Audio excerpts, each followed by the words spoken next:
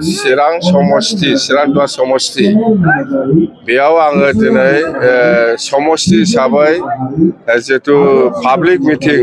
फैगौ इलेक्शनखौ लानानै जितु पाब्लिक मिटिं बे पाब्लिक मिटिंआव नुजाफैनो हानानै आं गोसोखौ जोबोद गोजोननाय मोनदों आरो बेवहाय हाजार हाजार गासिबो जाथि जनगोष्ठीनि मानसिया दंफैजोबो फैजोबदों जोंनि बिपिएफ हान्जाखौ मोजां मोननानै आरो बिपिएफ हान्जाया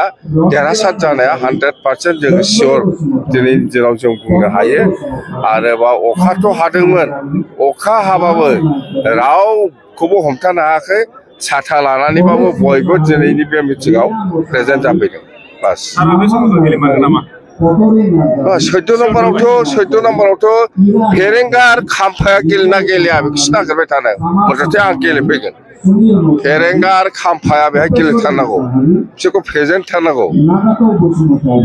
बहाबा खारगोनसो नामा बिसोरलाय नंबाय थारा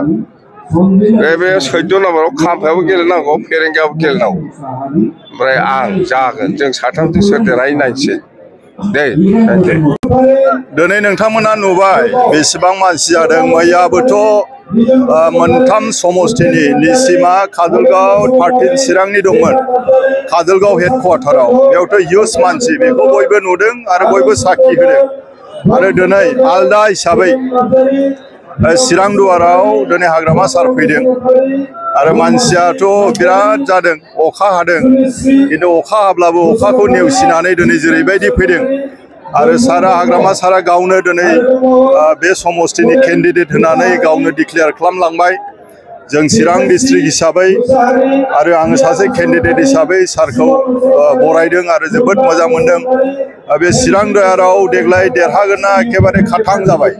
नै दा जयनिं जागासिनो दङ गासै 1200 मानसिफोर जयनिं जागासिनो दङ दिनै बयबो दिनै ग्रिद फैदों सब जाथियानो बाहागो लाफैदों मोनसेल' जाथि नङा बेयाव गुरखा दङ बर' दं आदिबासि दं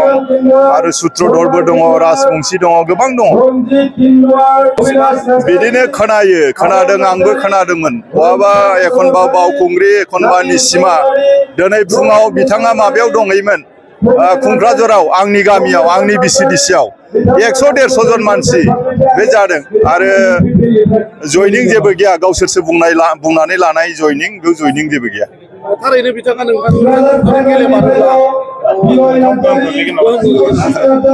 गोहोम गोग्लैनायखौ आं नुवाखै मानोना आं गोबाव बोसोर आङो बे जायगायाव मावबोबाय बेनिफ्राय बबे खनायाव माबायदि सोर दं गैया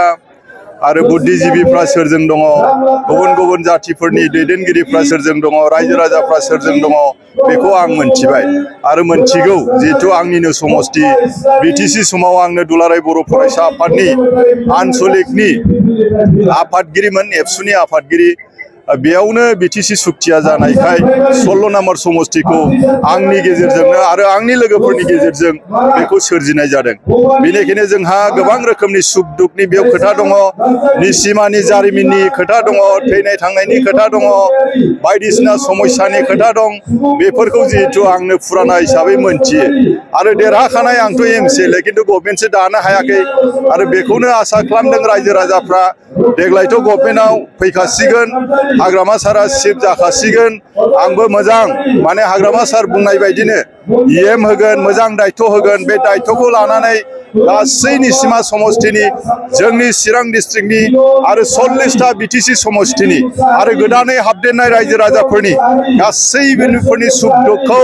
आङो हाग्रामा सारनि उन थानानै आङो खामानि मावलांगोन होननानै रायजोफोरनो आङो गेरेन्टि होबाय।